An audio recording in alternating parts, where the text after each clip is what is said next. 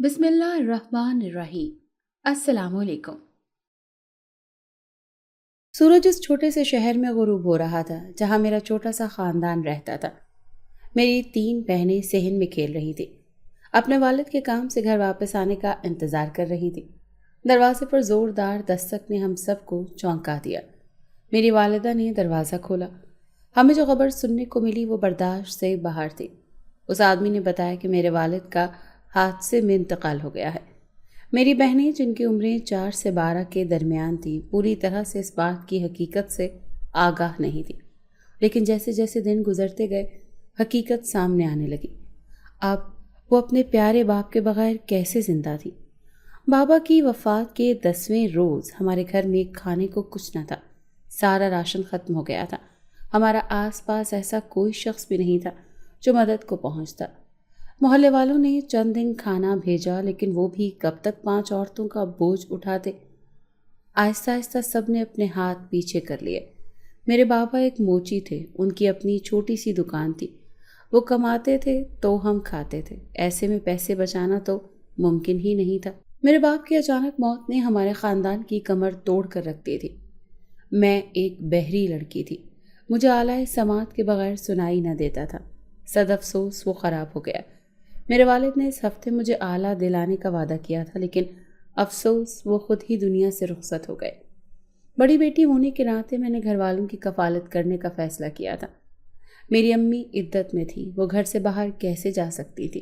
اور اس کا ایک ہی راستہ تھا، میں اپنے والد کی دکان پر بیٹھ جاؤں۔ میں نے امی سے اس بارے میں بات کی۔ امی نے فوراً انکار کر دیا کہ لوگ کیا کہیں گے۔ میں نے کہا اگر لوگوں کی باتیں سنتے رہے تو ایسے تو بھوکے مر جائیں گے۔ میں اپنے بہن بھائیوں کو مزید کھانے کے لیے تڑپتا ہوا نہیں دیکھ سکتی تھی۔ اپنی امی کو میں نے کسی طرح راضی کر لیا۔ محلے میں جس کو میرے فیصلے کا علم ہوتا وہ مجھے سمجھانے آ جاتا، لیکن میں نے سب کی باتوں کو یکسر نظر انداز کیا اور اگلے ہی روز والد کی دکان پر جا کر بیٹھ گئی۔ میں بچپن سے اپنے والد کو یہ کام کرتے ہوئے دیکھ رہی تھی اور اکثر ان کا ہاتھ بھی بٹایا کرتی تھی، اسی لیے مجھے اس کام کا اچھا خاصا تجربہ تھا۔ شروع کے چند دنوں میں مجھے تھوڑی مشکلات پیش آئی تھیں، لیکن آہستہ آہستہ میں ان چیزوں کی عادی ہو گئی تھی۔ دوسری طرف کوہ کاف میں ہر طرف ہلچل مچی ہوئی تھی۔ شہنشاہ کوہ کاف بیمار پڑ گیا تھا۔ اسے کسی بہت خطرناک بیماری نے آ گھیرا تھا۔ دنیا بھر سے طبیب بلوائے جا چکے تھے، لیکن کسی کے پاس بھی اس کا علاج نہیں تھا۔ بالآخر ایک حکیم کے پاس علاج مل گیا۔ اس کا علاج ایک جڑی بوٹی تھی جو ملتان میں موجود ایک دربار میں بیٹھے بزرگ کے پاس دستیاب تھی، لیکن کسی جن کے لیے اس کا حصول بہت مشکل تھا۔ راستے میں بہت مشکلات پیش آ سکتی تھیں جس میں وہ اپنی زندگی سے ہاتھ دھو بیٹھتا۔ ارسلان نے وہ جڑی بوٹی لانے کا اعلان کیا۔ ارسلان شہنشاہ جنات کا خاص خادم تھا۔ وہ بادشاہ سلامت پر اپنی جان چھڑکتا تھا۔ اس نے یہ فیصلہ کیا کہ وہ یہ سفر ضرور طے کرے گا۔ آپ کے لیے اگر مجھے اپنی جان بھی دینی پڑی تو میں اس سے باز نہیں آؤں گا۔ ارسلان بہت زیادہ جذباتی ہو گیا۔ شہنشاہ جنات نے اسے اس فیصلے سے باز رکھنے کی کوشش کی، مگر ارسلان کی ضد کے آگے انہیں ہار ماننی پڑی۔ شہنشاہ جنات سے اجازت لے کر واپس آ گیا۔ اب اسے سفر کی تیاری کرنی تھی۔ شہنشاہ نے اسے بتایا تھا کہ یہ راستہ 200 کوس کے فاصلے پر ہے، جس کو اس نے پیدل طے کرنا ہے۔ راستے میں اسے بہت سی مشکلات اور پریشانیوں کا سامنا کرنا ہوگا۔ اس کا سفر زمینی اور سمندری دونوں قسم کا تھا۔ سمندری سفر کے دوران اسے اپنی قوتوں کے استعمال کی اجازت تھی، لیکن زمینی سفر میں اس کی تمام تر طاقتیں واپس لے لی جاتی۔ بادشاہ نے اسے ایک انگوٹھی دی اور کہا کہ اس وقت استعمال کرنا جب تمہاری ساری طاقت چھین لی جائے، تمہیں لگے کہ تم مشکل میں پڑ گئے ہو، پریشانیوں نے چاروں طرف سے تمہیں گھیر لیا ہے اور اس کو استعمال کرنے کے علاوہ اور کوئی راستہ نہیں ہے۔ معمولی پریشانی یا تکلیف کے وقت تم اسے استعمال نہیں کر سکتے۔ ارسلان سفر پر نکل پڑا۔ ابھی وہ کچھ کوس ہی دور گیا تھا جب اسے پانی کا بہت بڑا سمندر نظر آیا۔ آگے کا سفر طے کرنے کے لیے اسے ناک کی سیدھ میں ہی چلنا تھا، اسی لیے وہ پھر پانی میں کود گیا تھا۔ پانی میں ہر طرح کی مخلوق موجود تھی۔ کچھ مخلوق ایسی تھی جو انسانی نظر سے پوشیدہ تھی، کوئی انسان اسے نہیں دیکھ سکتا تھا۔ وہ خدا کی تخلیق کو سراہتا آگے بڑھ رہا تھا۔ اس نے اپنا تھوڑا سا فاصلہ طے کیا تھا جب اس کے سامنے ایک بہت بڑے دیو کا مسکن آ گیا تھا۔ یہ دیو بہت ہی خطرناک تھا۔ وہ انسانوں اور جنات کا دشمن تھا۔ جو بھی اس کے علاقے میں جاتا وہ اس کو باندھی بنا لیتا اور اس پر مختلف قسم کے مظالم ڈھاتا اور پھر ان کو تڑپا تڑپا کر مار دیتا۔ سفر پر نکلنے سے پہلے ارسلان کو اس کے بارے میں معلومات مل گئی تھی، مگر وہ ایک بہت ہی بہادر اور نڈر جن زادہ تھا۔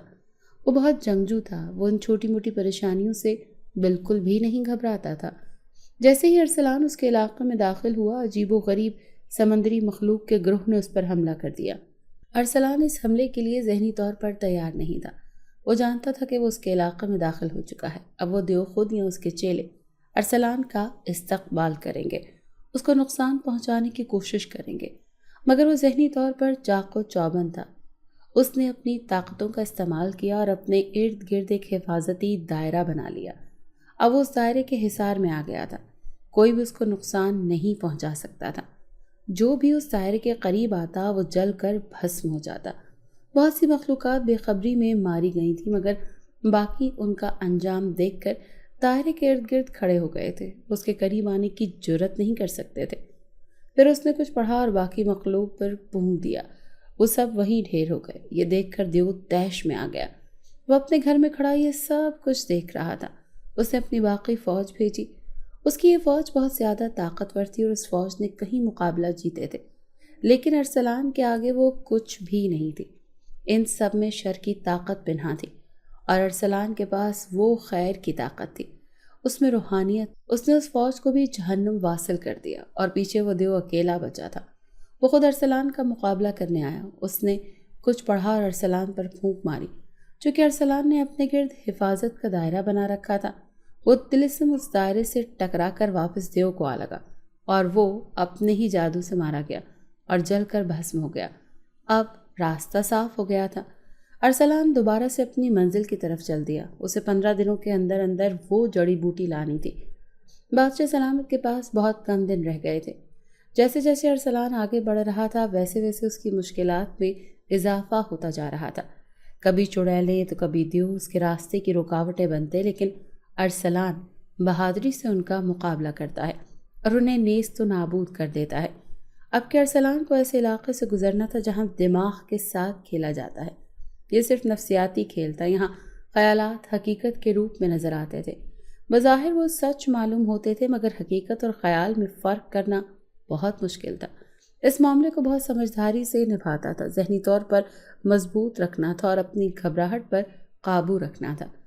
اس علاقے میں داخل ہوتے ہی ارسلان کی تمام طاقت واپس لے لی گئی، کیونکہ اب زمینی سفر شروع ہو گیا تھا۔ وہ ایک بہت بڑا ریگستان تھا اور دور دور تک ریت ہی پھیلی ہوئی تھی۔ کوئی زیرو نظر نہیں آ رہا تھا کہ اچانک ریت کے اندر سے خوفناک سانپ نکلنے لگے۔ وہ بہت زہریلے سانپ تھے۔ ارسلان ان کو نظر انداز کرتا چلتا چلا جا رہا تھا۔ اگر ایک پل کو بھی وہ رک جاتا وہاں سے ڈس لیا جاتا۔ سانپ اب اس کے جسم کے ساتھ لوٹنا شروع ہو گئے تھے۔ وہ اس کی ٹانگوں سے لپٹتے لپٹتے اب اس کے اوپر کے دھڑ کی طرف جانا شروع ہو گئے تھے۔ ارسلان کو اپنا آپ بہت زیادہ بھاری محسوس ہو رہا تھا۔ اس سے چلنا دشوار ہو گیا تھا، لیکن رکنا موت کو دعوت دے سکتا تھا۔ صرف چلنا اور چلتے جانا ہی اسے بچا سکتا تھا۔ وہ بہت مشکل سے یہ سفر طے کر رہا تھا۔ اس کی سانس بھاری ہو رہی تھی، ٹانگیں تھکن کے ساتھ چور ہو رہی تھیں، مگر اس کے پاس چلتے رہنے کے علاوہ اور کوئی راستہ نہیں تھا۔ اسے اب اس راستے کی مشکلات کا اندازہ ہو رہا تھا۔ وہ اپنے کسی جادو کا استعمال نہیں کر سکتا تھا۔ یکدم اسے بادشاہ سلامت کی دی ہوئی انگوٹھی کا خیال آیا۔ اس نے اسے استعمال کرنے کے بارے میں سوچا، مگر پھر اپنا ارادہ ملتوی کر دیا۔ اس انگوٹھی کو ایک بار ہی استعمال کر سکتا تھا۔ اگر اس نے اس انگوٹھی کو استعمال کر لیا اور آگے اس سے زیادہ مشکل حالات کا سامنا کرنا پڑا تو وہ کیا کرے گا؟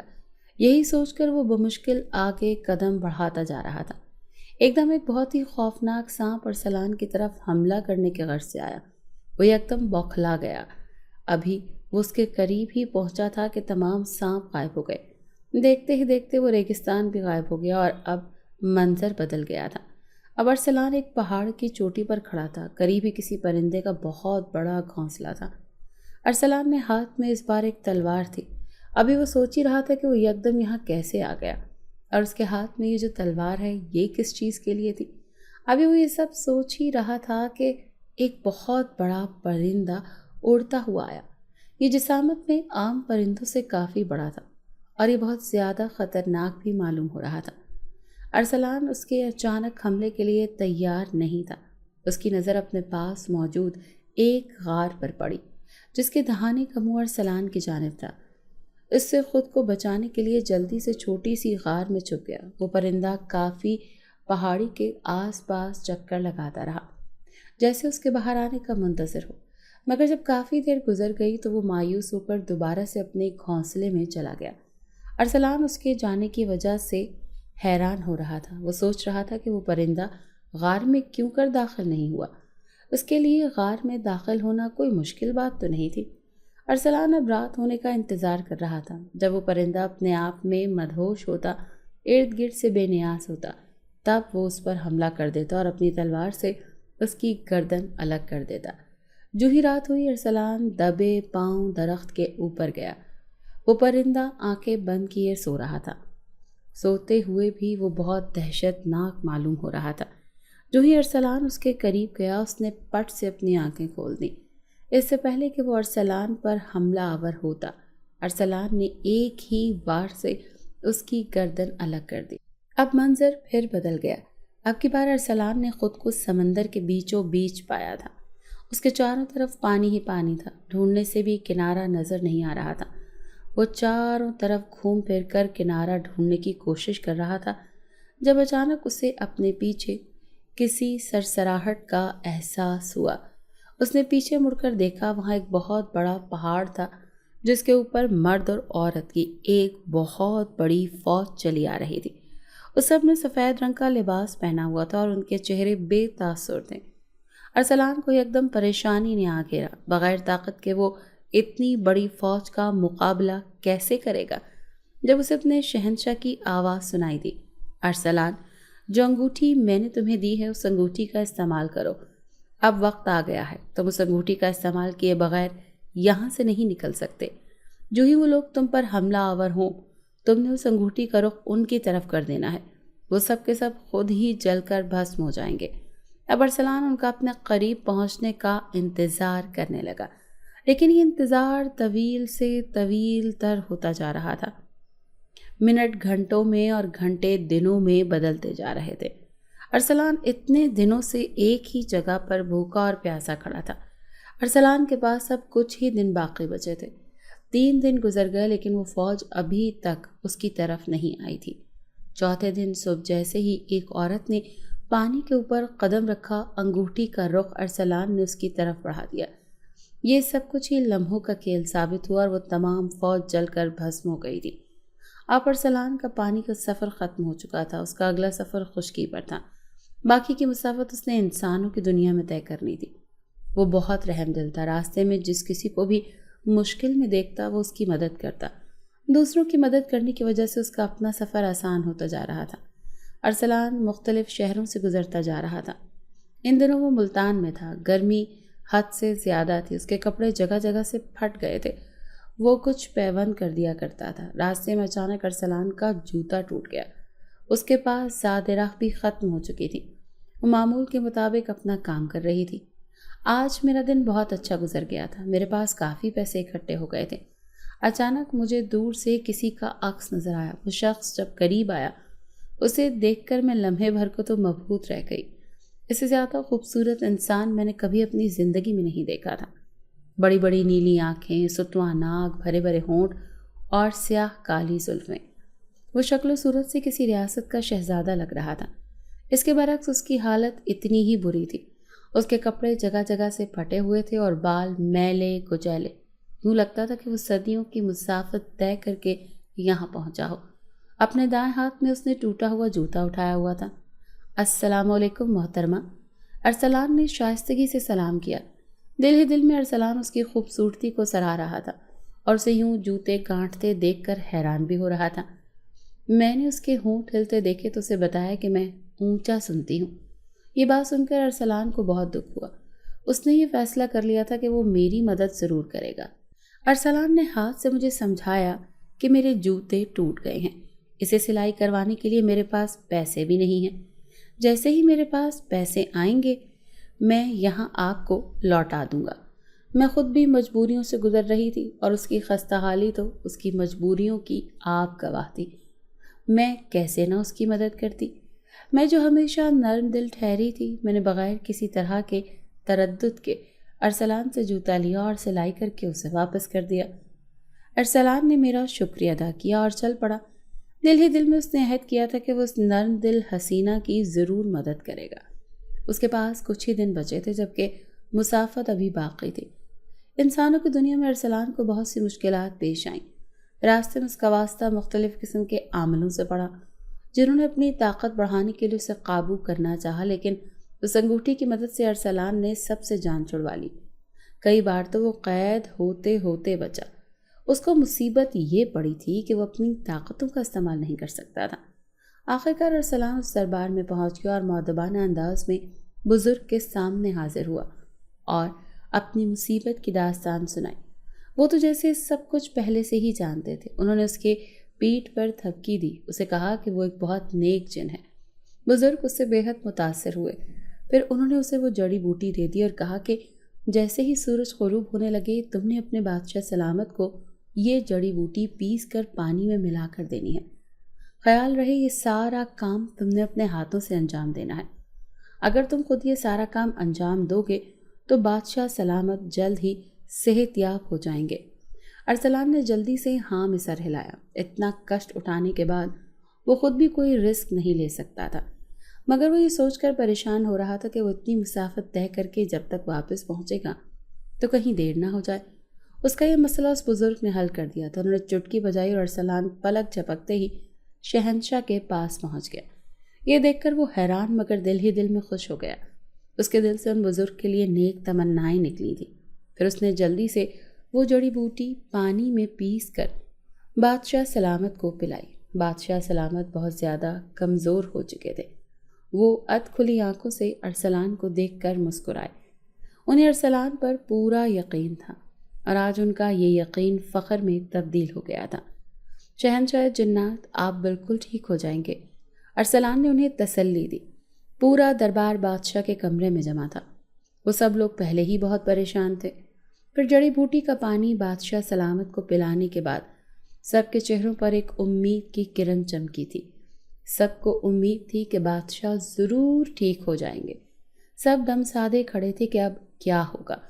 دیکھتے ہی دیکھتے بادشاہ کے چہرے پر تازگی واپس آنے لگی۔ ان کا رنگ دوبارہ سے سفید اور سرخ ہونے لگا۔ آنکھوں کے گرد ہلکے ختم ہو گئے۔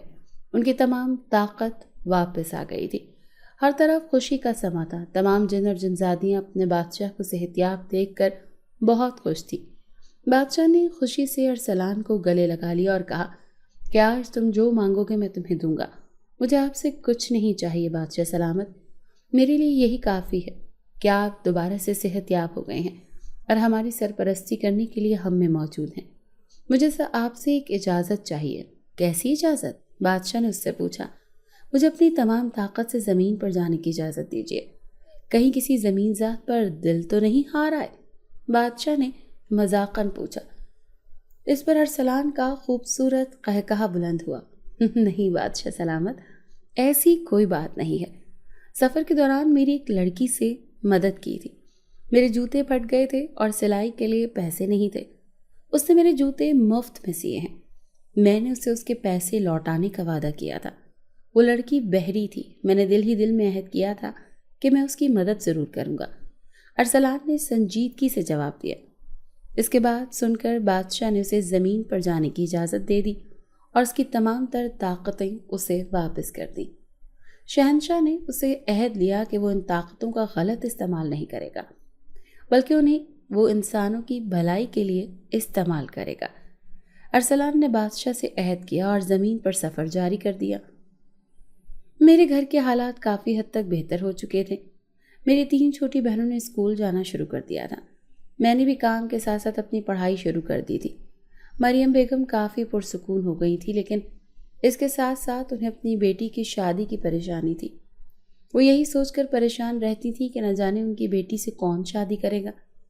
امی نے مجھ کو اشارے سے پاس بلایا اور اس سے کہا، اب تم اپنے کانوں کا آلہ لے لو اب تو حالات کافی بہتر ہو گئے ہیں، کب تک تم ایسے ہی رہو گی؟ میں نے انہیں تسلی دی اور دوبارہ سے اپنے کام میں مصروف ہو گئی۔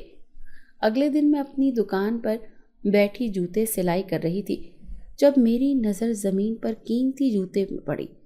میں نے نظر اٹھا کر دیکھا تو اسی انسان کو پایا جس کی میں نے اس دن مدد کی تھی۔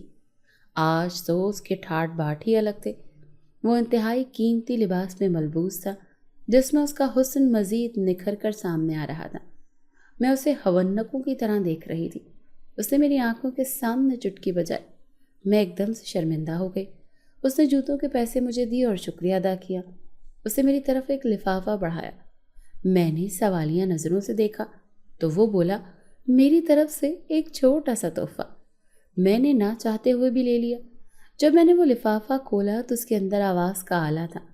میں نے اسے حیرت سے دیکھا کہ یہ کیسا اجنبی تھا جو اپنا اپنا سا لگتا تھا، اور مجھے اس کے ٹھاٹ باٹ دیکھ کر بھی حیرت ہو رہی تھی۔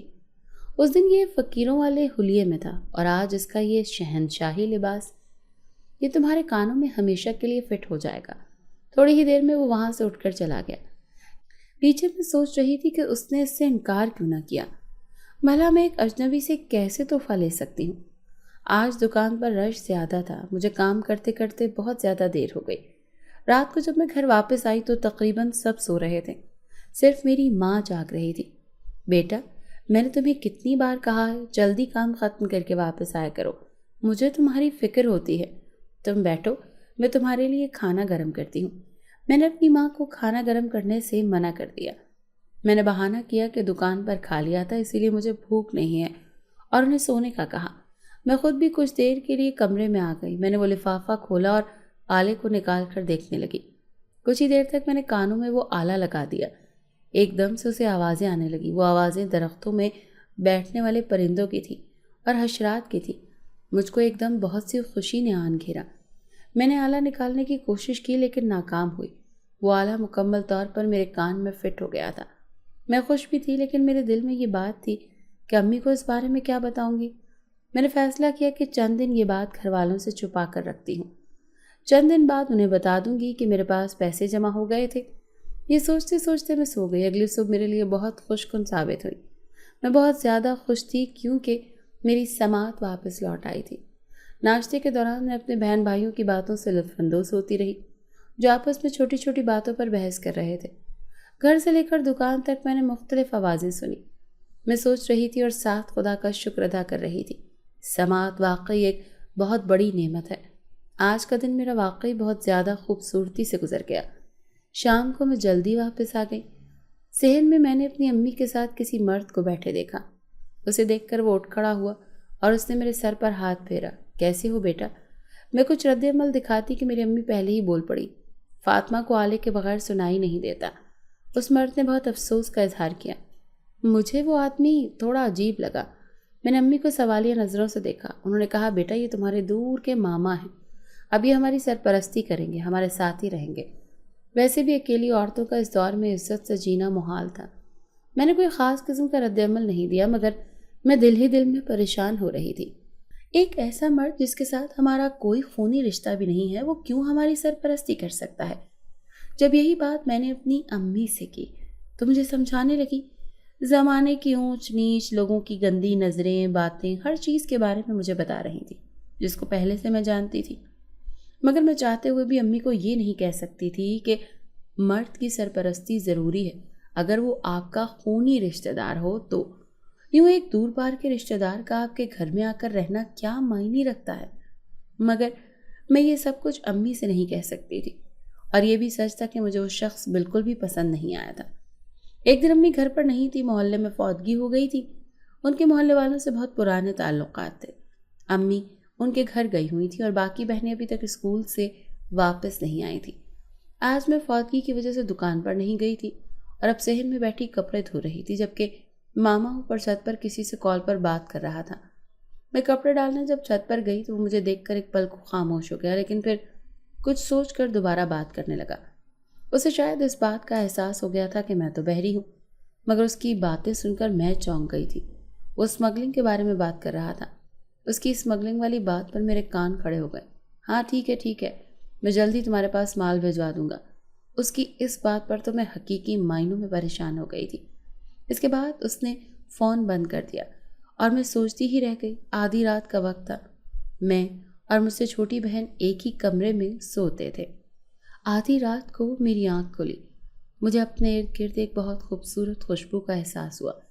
ابھی میں اس خوشبو کو محسوس کر ہی رہی تھی جب ایک آواز پر میں چونک اٹھی۔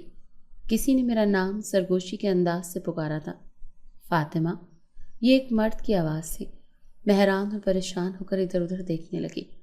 کمرے کا دروازہ اندر سے بند تھا، یہاں پر ہم دونوں بہنوں کے علاوہ کوئی بھی نہیں تھا۔ پھر یہ کسی مرد کی آواز مجھے کیسے سنائی دی؟ ابھی میں یہ سوچ ہی رہی تھی جب وہ آواز دوبارہ گونجی۔ اب کی بار میں پریشان ہو گئی تھی اور مجھے اندر ہی اندر ڈر بھی لگ رہا تھا۔ کون ہے؟ وہ دلکش انداز میں ہنسا۔ ارے تم تو ڈر ہی گئی ہو، گھبراؤ مت، میں تمہارا خیر خواہ ہوں۔ مگر تم کون ہو اور مجھے نظر کیوں نہیں آ رہے؟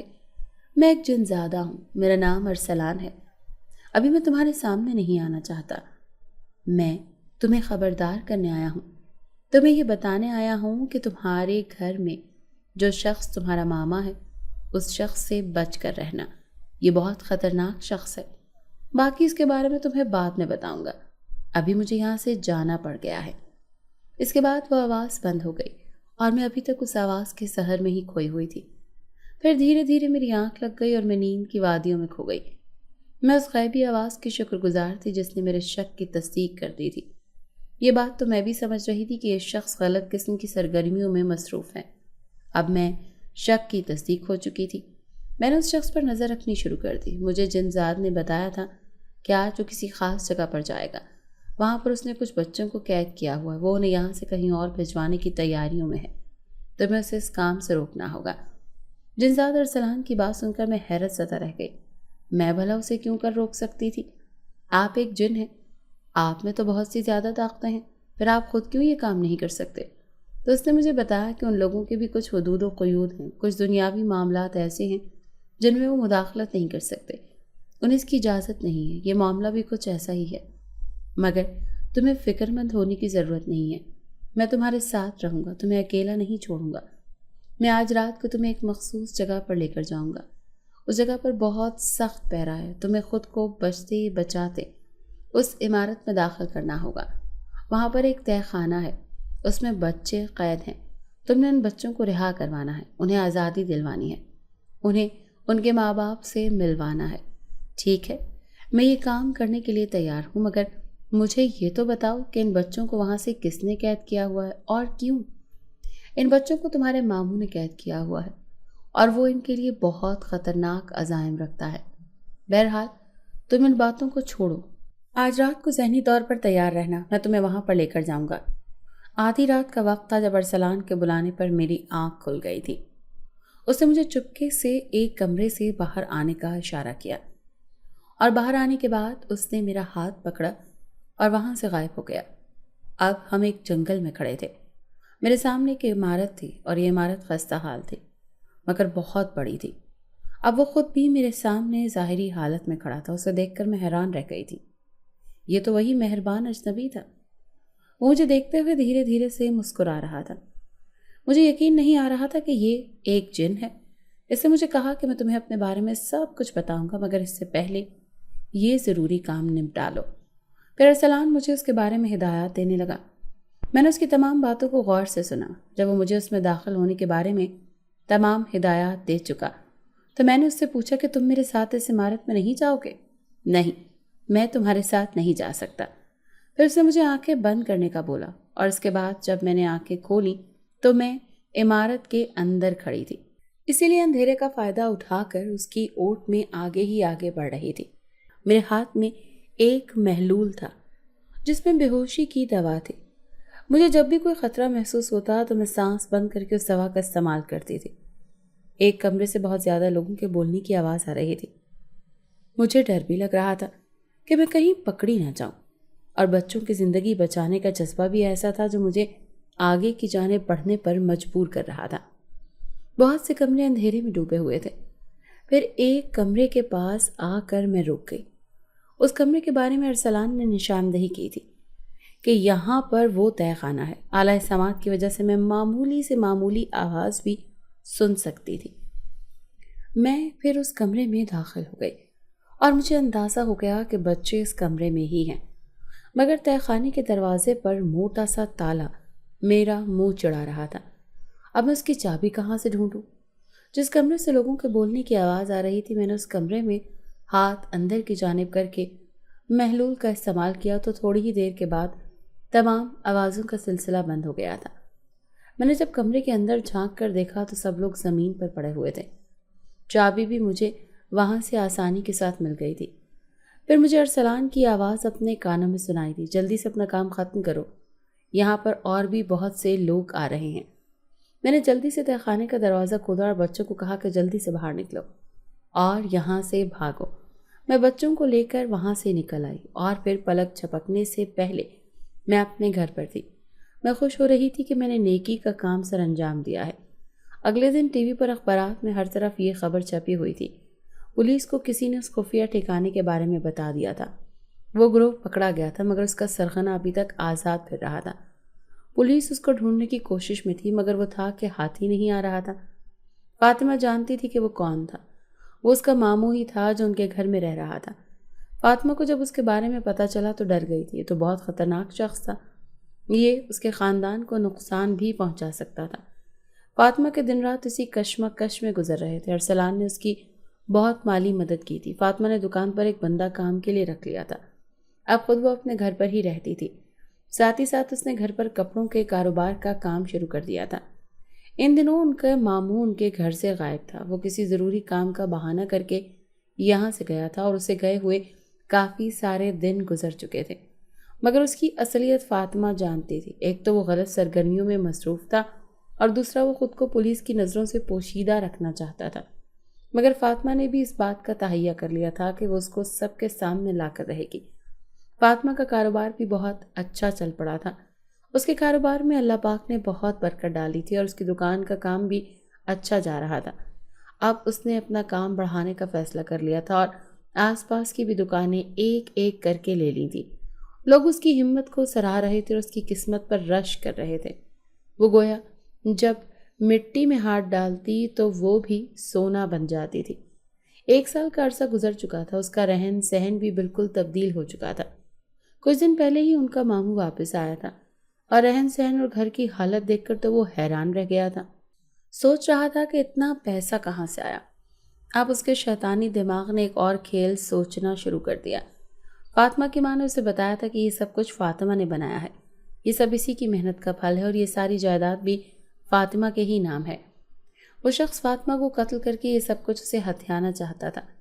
کتنی بار اس نے فاطمہ کو ختم کرنے کا منصوبہ بنایا تھا مگر ہر بار ارسلان آ کر فاطمہ کو متنبع کر جاتا، جس کی وجہ سے اس شخص کا منصوبہ دھرے کا دھرا رہ جاتا۔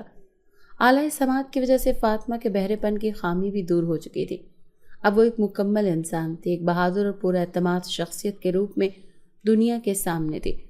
اس دن وہ معمول کے کاموں سے فارغ ہو کر اپنے کمرے میں آئی ہوئی تھی جب ارسلان اس کے سامنے حاضر ہو گیا۔ اس نے بتایا کہ اس کا ماما ایک خطرناک منصوبہ بنا رہا ہے اور اس کے خلاف کچھ ثبوت لگے ہیں۔ ارسلان ایک فائل فاطمہ کے حوالے کرنے لگا۔ اس فائل کو پولیس کے حوالے کرنا تھا اور اس شخص کو رنگے ہاتھوں پکڑنا تھا۔ پھر کچھ دنوں کے بعد جب وہ شخص اپنے گروہ کے ساتھ مل کر ایک خطرناک منصوبہ تیار کر رہا تھا تب اس کی ریکارڈنگ کر کے اس فائل کے ساتھ پولیس کو دے دی گئی۔ پولیس نے اسے گرفتار کر لیا تھا اور یوں فاطمہ نے اس ملک کو ایک ملک دشمن انسان سے بچا لیا تھا، مگر اسے اپنی شناخت کو پوشیدہ رکھنا تھا۔ وہ سامنے آ کر اپنے لیے مصیبت کھڑی کرنا نہیں چاہتی تھی۔ اس کی امی کو بالکل بھی یقین نہیں آ رہا تھا کہ انہوں نے اس شخص کو بہت اچھا انسان سمجھا تھا اور اس پر اعتماد کیا تھا۔ ان لوگوں کا بچپن کا ساتھ تھا اور اس شخص کی اصلیت دیکھ کر وہ کتنے ہی دن شاکڈ رہی تھی۔ رفتہ رفتہ وہ معمول کی جانب واپس لوٹ گئی تھی۔ اس دن فاطمہ بہت اداس تھی۔ جن ذات نے اسے بتایا تھا کہ وہ اپنی دنیا میں واپس جا رہا ہے، یہ سن کر فاطمہ کو اپنا دل بے حال ہوتا ہوا محسوس ہوا۔ آپ کے بغیر رہنے کی عادت مشکل سے پڑے گی۔ اس کے بعد وہ اس دنیا سے چلا گیا تھا۔ وہ کچھ مدت کے لیے ہی اپنے قبیلے سے اجازت لے کر یہاں آیا تھا۔ اس کا مقصد فاطمہ کی مدد کرنا تھا، اسے ایک اچھی زندگی دینا چاہتا تھا اور وہ اپنے مقصد میں کامیاب ہو گیا تھا۔ آج اس نے یہاں سے ہمیشہ ہمیشہ کے لیے چلے جانا تھا۔ مغرب کا وقت تھا، اس وقت وہ دونوں چھت پر کھڑے تھے۔ ابھی وہ فاطمہ کو الوداع کہنے ہی والا تھا جب اس کی نظر چھت کے ایک کونے پر پڑی۔ وہاں پر بہت بڑی جسامت کی ایک چھپکلی تھی۔ اس سے پہلے کہ ارسلان کچھ سمجھ پاتا، اس چھپکلی نے ہی یکدم فاطمہ پر حملہ کر دیا۔ اس کو بچانے کے لیے ارسلان آگے ہو گیا۔ اس کے ہاتھ اور بازو بری طرح سے زخمی ہو گئے تھے۔ وہ چھپکلی مسلسل فاطمہ پر حملہ آور ہو رہی تھی۔ ارسلان نے بروقت اپنے اور فاطمہ کے گرد حصار قائم کیا۔ وہ چھپکلی اس دائرے کے باہر کھڑے غصے سے غرا رہی تھی۔ اس کی آنکھوں میں بہت زیادہ غصہ نظر آ رہا تھا۔ یہ ساری صورتحال ارسلان کی سمجھ سے باہر تھی۔ فاطمہ بھی یہ سب کچھ دیکھ کر ڈر گئی تھی۔ اسے بھی کوئی سمجھ نہیں آ رہا تھا کہ یہ کیا ہو رہا ہے۔ تھوڑی دیر کے بعد وہ چھپکلی وہاں سے غائب ہو چکی تھی۔ کافی دیر فاطمہ کے حواس بحال ہوئے تھے۔ اس کی نظر ارسلان کے بازو پر پڑی، جس میں سے نیلے رنگ کا مادہ تیزی کے ساتھ بہہ رہا تھا۔ ارسلان کے چہرے پر تکلیف کے آثار نمایاں تھے۔ اس نے فاطمہ کا ہاتھ پکڑا اور وہاں سے غائب ہو گیا، اور وہ دونوں اب ہوا کے دوش پر سفر کر رہے تھے۔ یہ سفر فاطمہ کے لیے نیا تھا۔ اسے مزہ آنے کے ساتھ ساتھ تھوڑا سا ڈر بھی لگ رہا تھا۔ وہ بار بار خوف کی شدت سے اپنی آنکھیں میچ لیتی۔ اب وہ دونوں کوہکاف میں پہنچ چکے تھے۔ یہ ایک باغ کا منظر تھا۔ یہاں پر فاطمہ اور ارسلان کے علاوہ کوئی بھی موجود نہیں تھا۔ کچھ ہی دیر کے بعد ارسلان کے ہاتھ میں کسی درخت کے بڑے بڑے پتے آ گئے تھے۔ جو وہ ان پتوں کو اپنے زخموں پر لگا رہا تھا، اس کے زخم ٹھیک ہو رہے تھے۔ فاطمہ یہ دیکھ کر حیران ہو رہی تھی کہ ارسلان کے چہرے پر فکر مندی کے آثار نمایاں تھے۔ فاطمہ نے اس سے پریشانی کا سبب پوچھا۔ اس نے فاطمہ کو بھی خاموش رہنے کو کہا اور کہا کہ آواز سے کسی کو بلانے لگا۔ اگلے ہی پل اس کے سامنے ایک بونا سا جن حاضر تھا۔ ارسلان نے اس سے آج کا ماجرا بیان کیا اور اس سے کہا کہ پتہ کر کے بتاؤ کہ یہ کیا معاملہ ہے، وہ چھپکلی کیوں کر ہم پر حملہ آور ہوئی تھی۔ جو حکم میرے آقا، وہ بونا جن یہ کہہ کر غائب ہو گیا۔ فاطمہ کو اب اس کی پریشانی کا سبب معلوم ہو گیا تھا۔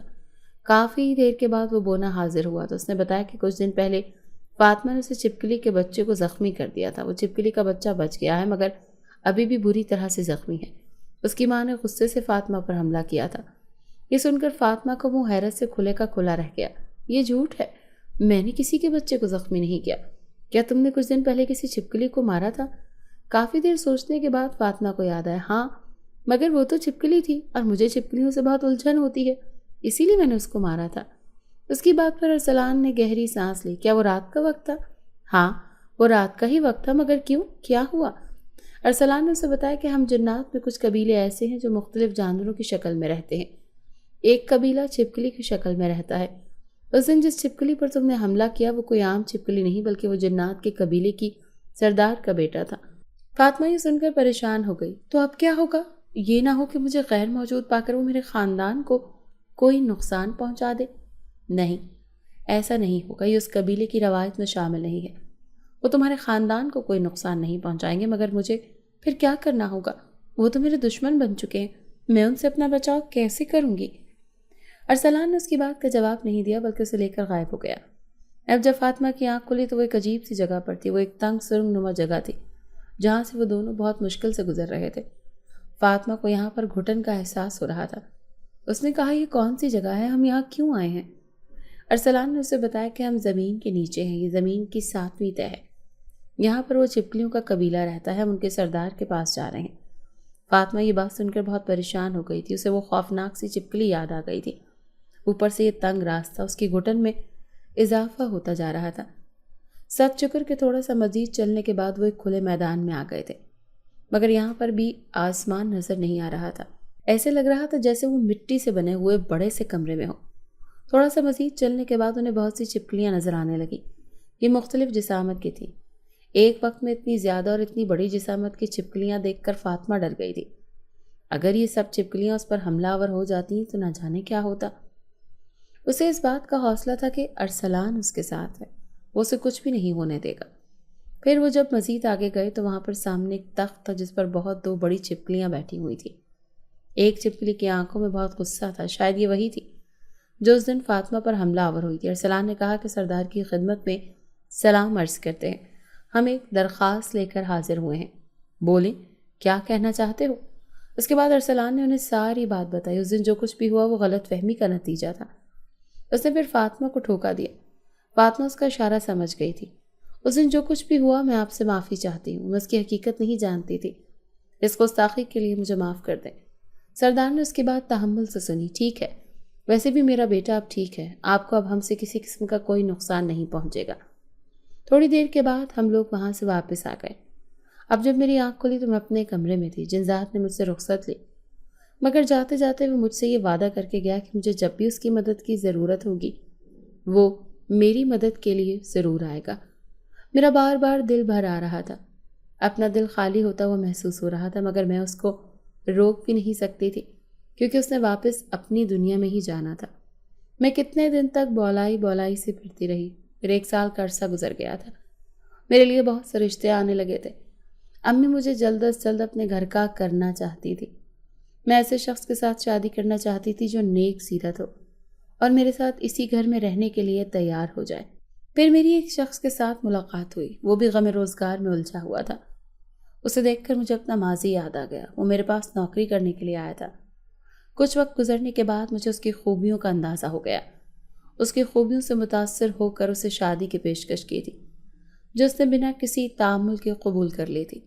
شادی کے بعد مجھے اندازہ ہوا تھا کہ میرا فیصلہ غلط نہیں تھا.